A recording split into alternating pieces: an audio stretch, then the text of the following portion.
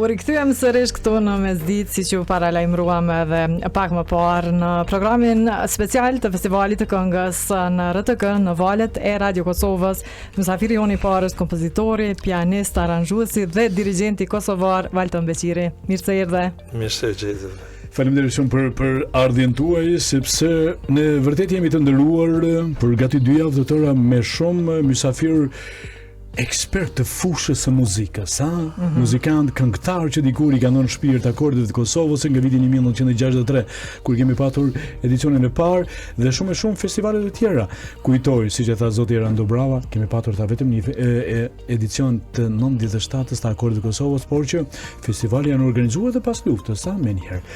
Faleminderit dhe që erdhe këtu tek emisioni Mesdita, kushtuar edicionin e 3 të Festivalit të Këngës në RTK. Faleminderit për ftesën. Valdon, po drejtohem me Valdon se këtë Beqiri duhet të ketë shumë mënyrë official, po shumë mënyrë zyrtare.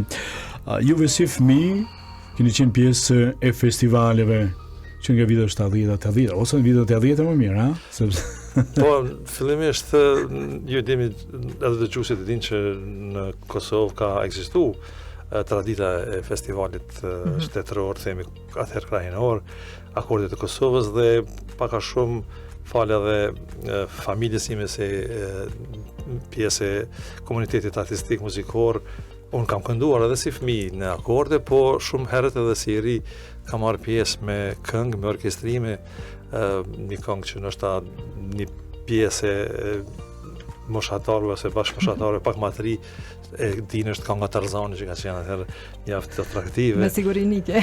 Kurse unë kujtoj shumë mirë, po edhe këngë të tjera. Unë kam pas unë kam pas kënduar si fëmijë, themi në moshën 5 vjeçare, diku në bën 73 4, 5-6 vjeçare, këngën violinisti i vogël, këngën Xhumi që këndohet shpesh edhe me tutje fëmijëve, këngën Zilja shkollës ka qenë një tercet i kënduar dhe ma vonë pastaj edhe si kompozitori i ri, dikun në moshën 14-15 vjeçare, unë veç kam fillu të shkruaj edhe këngë dhe orkestrime për akorde. Disa nga orkestrimet e mia kanë fituar shpërblimet e para, kuptimin e vetëve të para në akorde.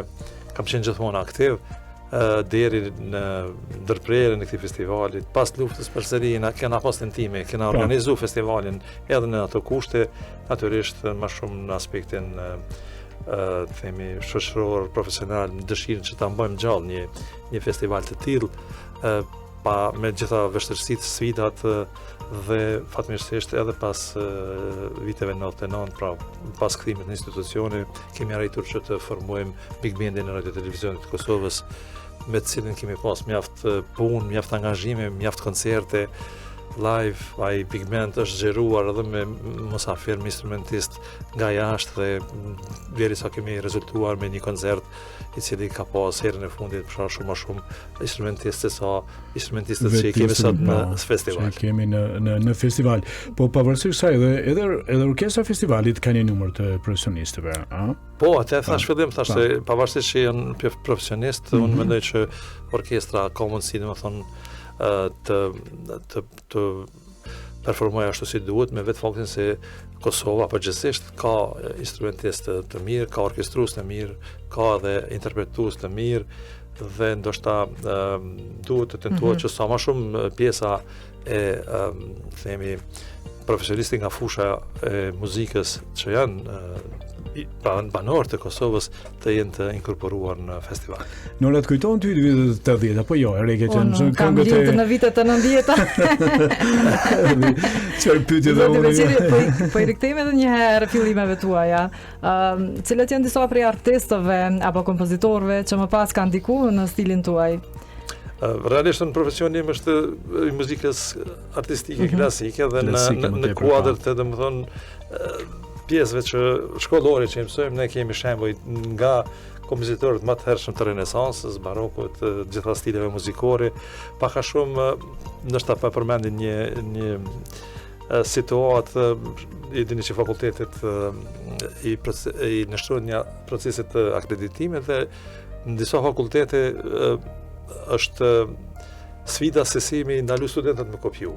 Kurse ne pikërisht ne mundohemi kushtimisht, mi kopju, apo mi gjetë, dhe më thonë, vetit karakteristikat e ndonjë stilit, posaçërisht në aspektin e orkestrimit, kështu që pak a shumë ne përmbushemi me shumë vepra të kompozorëve të ndryshëm, të cilat në një periudhë historike apo në një segment të orkestrimit na ndihmojnë. Kështu që nuk kemi konkretisht ndonjë kompozitor i cili nuk është i vlefshëm për ne.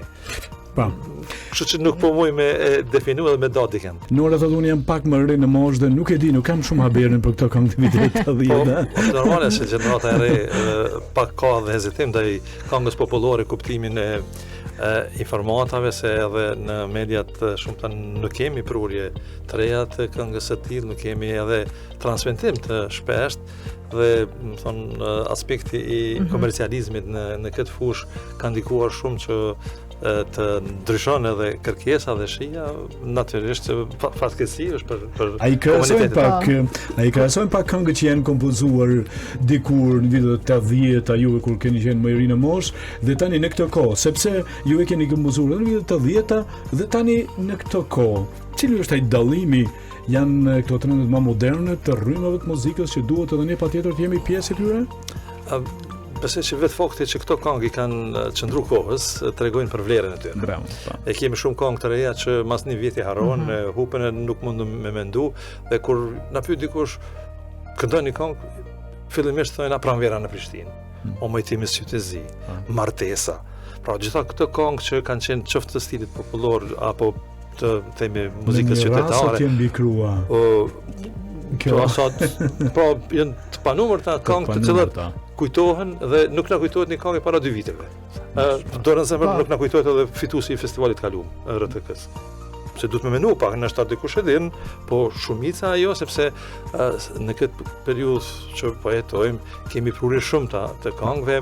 Këngët bëhen për një sezon të saktuar, ka një komercializëm dhe natyrisht edhe nuk dallojnë njëra prej tjetrit duke marrë parasysh një stil të caktuar, kur diçka them kushtimisht po dhez, me njerë i kime edhe 20 këngë tjera në të stil të modeli dhe mandej dhe sot ndrohet ajo situatë.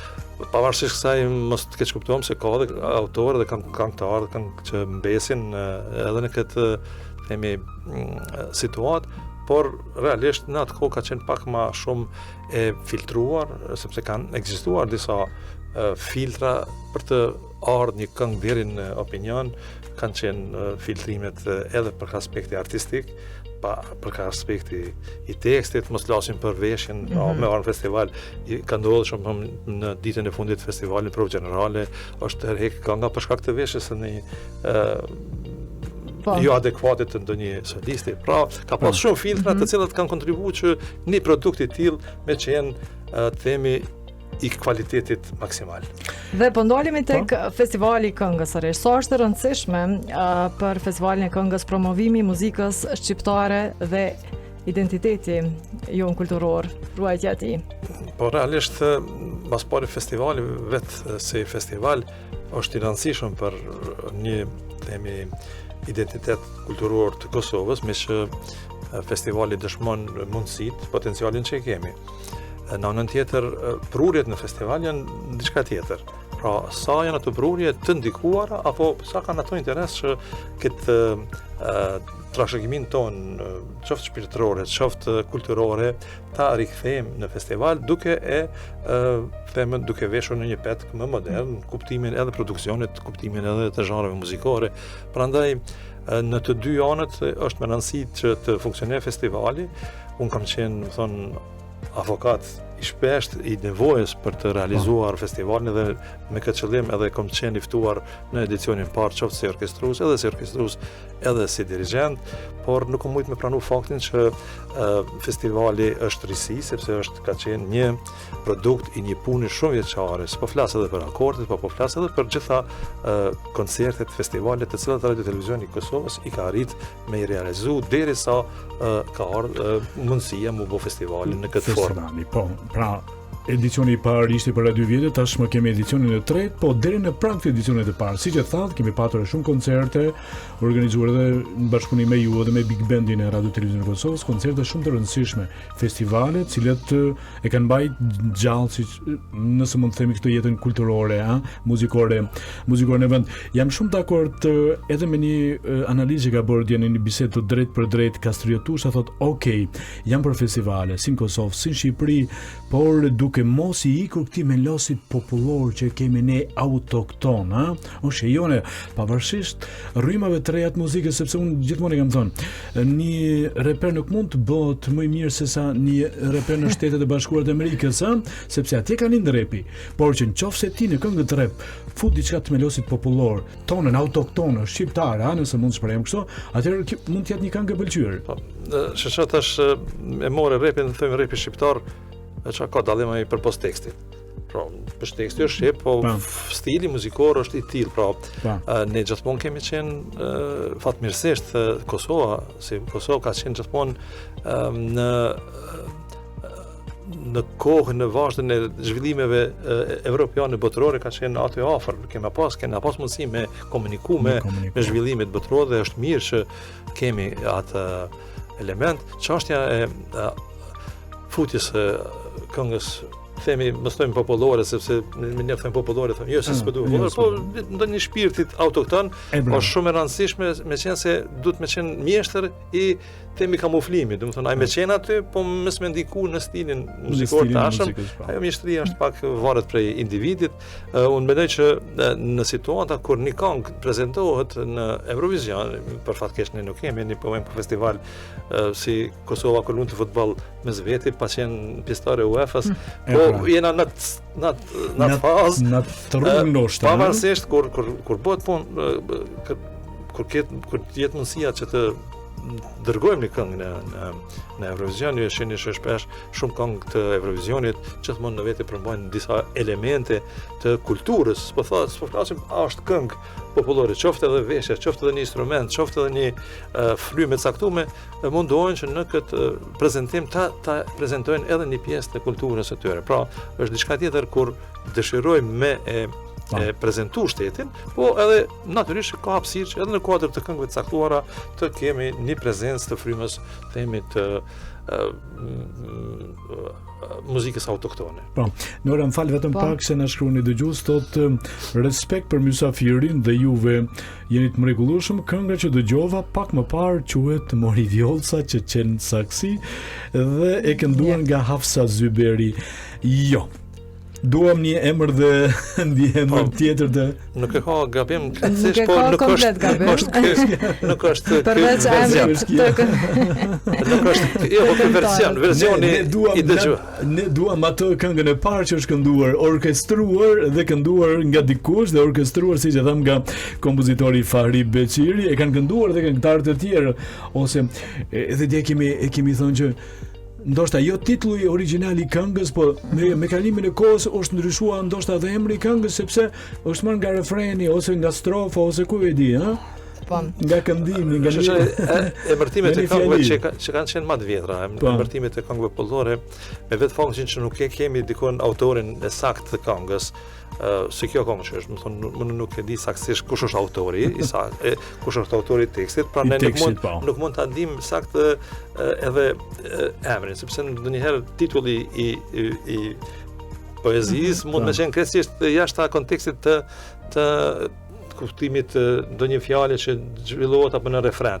Dhe është shumë lehtë që t'japim një emër mbas një fraze muzikore dhe gjithë më e men. Duhet mi thon dëgjuesit, shiko, Mori Vjollca që qen në saksi është I vërtet titulli I këngës, por që e kënduar nga dikush tjetër.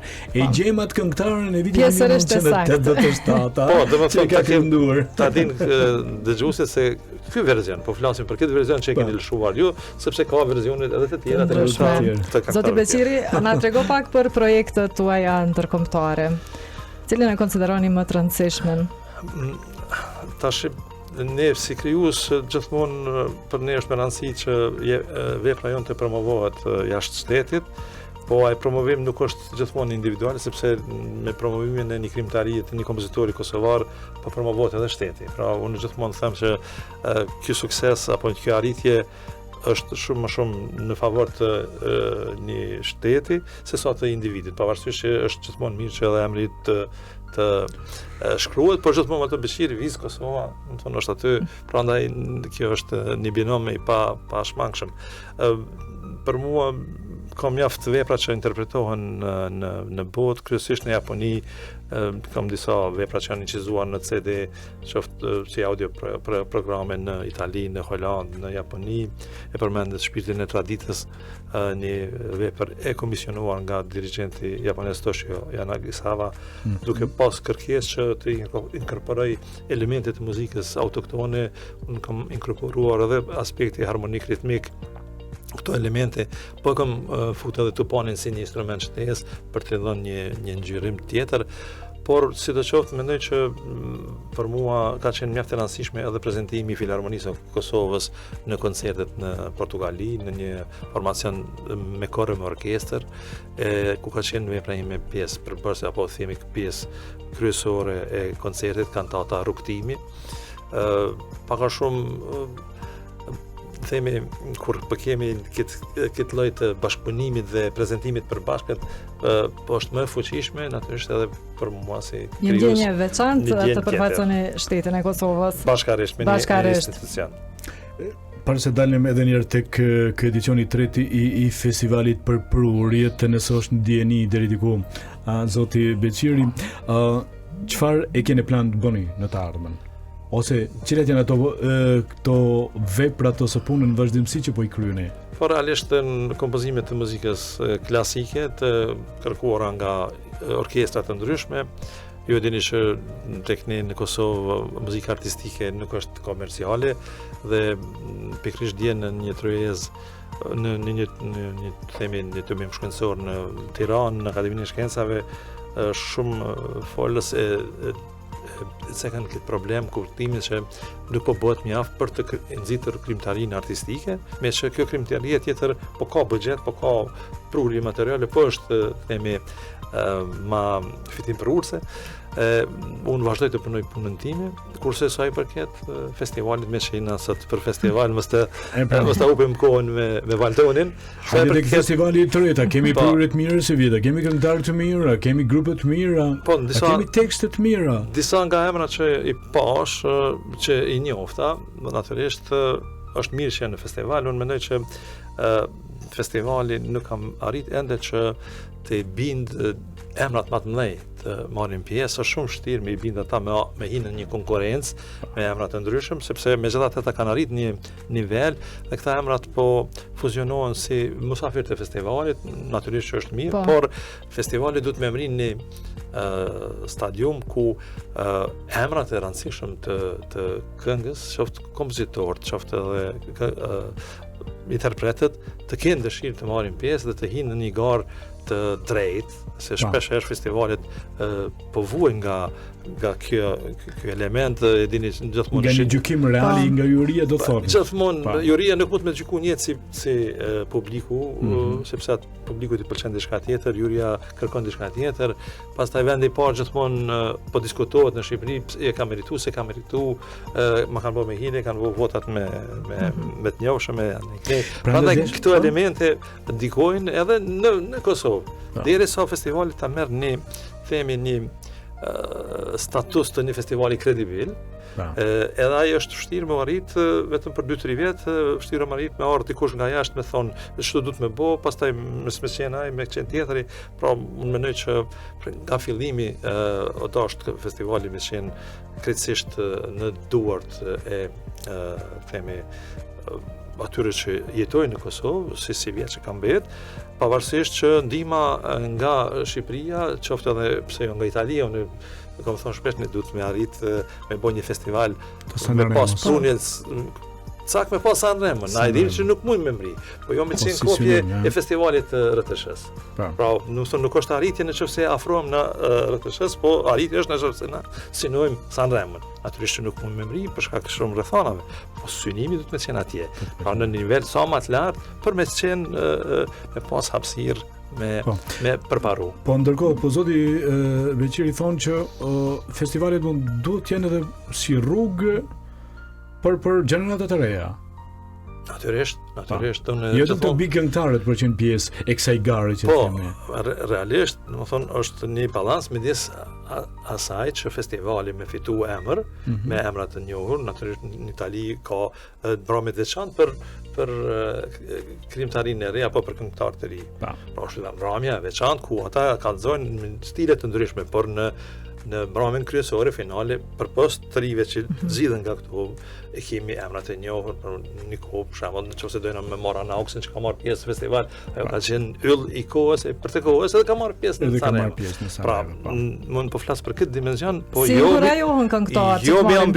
më mbyll derën trive, jo absolutisht jo, sepse duhet me qenë dhe mendoj që duhet me punu shumë më shumë në terren që krijuesit kosovar dhe interpretët kosovar të kenë vullnet edhe dëshirë me konkurrent. Prandaj na kujtove akordet e Kosovës ku kishte një garë për fëmijë, kishte për muzikën Zbavica Arktuz edhe për muzikën popullore. Tri mbrëmje festival. Tri mbrëmje kishte akordet e Kosovës. Kemi do ta bëjmë një të mirë. Po jo, edhe kjo edhe çështja e tri mbrëmjeve me këngë të njëjta mendoj është për mua kot logjika e mbrëmjes finale është nëse zgjidhen këngët nga dy mbrëmje të cilat kanë gjithmonë prurje të reja, po jo dy natë me dëgjuna dhe këngë të njëjta dhe pak a shumë mu ka do pak absurde kuptimin e organizimit të festivalit, sepse shumë më mirë është mi pas 12 këngë të reja, 12 këngë, 24 këngë, kushtimisht me marrë shembull numrin 12 apo 16 çfarë do numri, dhe në fund më përzgjedh nga gjithë ato bashkë. Po ne kemi dy mbrëmje këngë të njëjta që janë nisur. Mbrëmja e parë ka të gjitha këngët, e dyta ka më tepër mysafir dhe e treta ka. Edhe dyta e ka. Ja nis pinishë deri në fund dhe pi fundit deri Zoti Beqiri, faleminderit shumë që gjetët kohë të ishit në emisionin ton për të ndoar shumë nga njohuritë tuaja. Besoj që edhe dëgjuesit tanë janë kënaqur. Sigurisht që po, madje na vin shumë përshëndetje në adresë të Zotit Beqiri. Faleminderit për pjesëmarrjen e tij në emisionin e mesditës. Këto mesazhe, urime dhe përshëndetje na vijnë për çdo ditë, sepse kishim mysafir të ftuar dhe të tjerë kompozitorë 87 vjeçar Resha Dorando Brava tha unë vi tha tek emisioni mesdite sepse festivalet tha na kanë mbet në mendje që nga viti 1963 tha me edicionin e parë të akordeve të Kosovës. Faleminderit për gjitha këto urata. Ne kontributi jonë është që të japim mendimin ton për të mirën e festivalit dhe jemi gjithë me te, pavarësisht që disa forma mund na pëlqejnë apo mos na pëlqejnë, por nuk ka asnjëri në Kosovë që nuk është interesuar që festivali të përparojë dhe të jetë. Edhe faleminderit juve që po i keni në emision emrat shumë të rëndësishëm të krimtarisë muzikore, duke nisur nga Resha Pranvera Vadivuku, Besnik Krajku e shumë të tjerë që kanë dhënë një kontribut të çmuar në muzikën tonë në përgjithësi. Faleminderit shumë. Faleminderit edhe një herë.